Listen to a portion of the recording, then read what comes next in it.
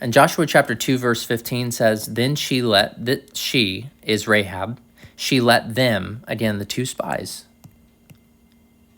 I just want to make sure we're clear on who is speaking and who's doing what and who's involved in this. And so then Rahab let the spies down by a rope through the window, for her house was built into the city wall. I mean, how fortunate is that? Her house was built into the city wall so that she lived in the wall. I mean, she just so happened to live in the wall. I mean, this is just God at work right here.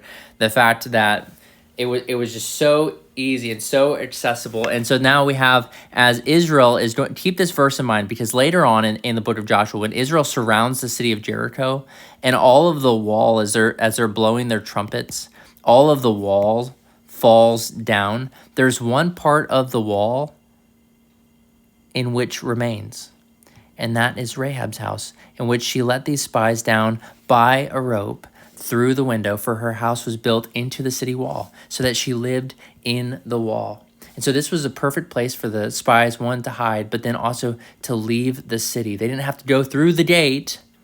God knew, knowing beforehand that they were going to be spotted, that there was going to be trouble, and so they could come out of this area, and then they could go in hiding. So this is what happened in Joshua chapter 2, verse 15. Then she let them down by a rope through the window, for her house was built into the city wall, so that she lived in the wall. Joshua 2:15.